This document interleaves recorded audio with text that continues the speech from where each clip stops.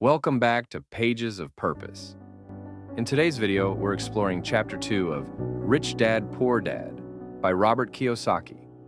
This chapter, titled The Rich Don't Work for Money, dives deep into what separates the wealthy mindset from the traditional views on work and income. If you've ever felt like working hard isn't enough, this video might just have the answers you're looking for. So, let's get started. The power of financial education. Chapter 2 begins with a lesson that challenges everything most of us have been taught. Robert Kiyosaki shares how his rich dad explained that the rich don't work for money. Instead, they have money work for them. Now, think about that for a second. For many of us, money is the end goal. It's the reason we get up, go to work, and put in those hours. But what if that mindset is actually what keeps us stuck? The rich don't work for money. The story behind the lesson.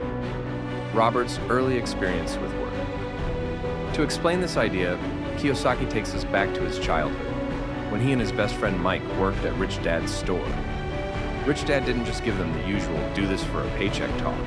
Instead, he paid them a minimal wage, pennies really, so they'd learn firsthand that working harder doesn't always lead to wealth. Imagine being in their shoes. You're a kid, working hard, putting in your time, but earning next to nothing. It feels frustrating, even unfair. But that frustration is exactly what Rich Dad wanted them to feel, because it set the stage for one of the biggest lessons of their lives. Emotionally engaging moment. The fear and greed trap. Rich Dad explained to Robert and Mike that there are two emotions that drive most people when it comes to money: fear and greed. Fear pushes people to work hard, thinking it's the only way to avoid poverty, while greed drives them to spend what they earn, looking for quick satisfaction. It's a cycle, and it keeps people stuck in the same place financially. Now, let's pause for a moment. How many times have we heard, "I'm just working to pay my bills," or "I can't wait for payday to treat myself"? This cycle of fear and greed isn't just a story in a book. It's real life for so many people.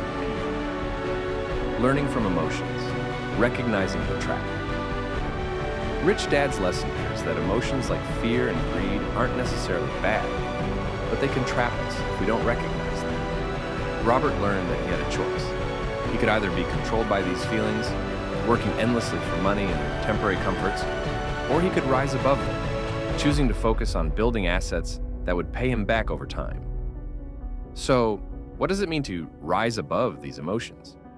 According to Rich Dad, it's about stepping off the hamster wheel.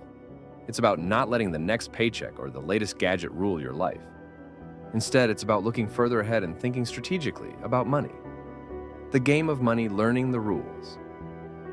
Rich Dad explained that one of the biggest differences between the rich and the rest is that the rich understand that money is a game with specific rules. If you want to win, you have to learn the rules. For most people, working hard is the rule they know, but it's only one small piece of the puzzle. Rich Dad told Robert that if he wanted to get ahead, he needed to understand how money actually moves. The rich focus on building things that create wealth, like businesses, investments, or assets, while the poor and middle class tend to rely on a paycheck that only sustains them temporarily. Key, quote, the illusion of job security. One powerful takeaway from this chapter is when Rich Dad says, job security is an illusion. For a lot of people, this can be a shocking idea. We've been taught that a steady job is the safest way to a good life. But, as Rich Dad explains, the real risk is in thinking that security will last forever.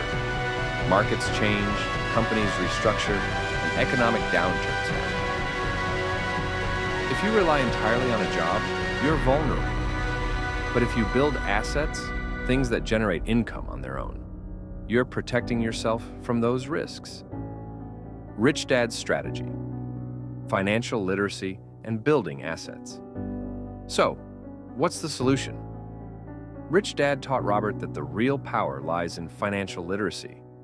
This doesn't mean you have to be an expert stock trader or a real estate mogul, but you do need to understand how to make your money grow beyond your next paycheck. For example, instead of spending on things that lose value, you could put that money into something that earns you more money in the long run. Real estate, stocks, even building a small side business.